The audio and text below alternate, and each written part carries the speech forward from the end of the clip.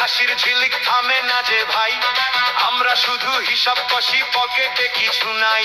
আগে বৌদি ডাকতো আমায় বসো দাদা চা খাই, এখন বলে ব্যস্ত আছি পরে এসো ভাই।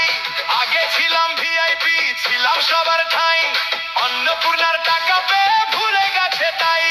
বৌদি আমার অন্নপূর্ণার টাকা পেয়েছে, তাই তো আজ বৌদি খুব খুশি হয়েছে।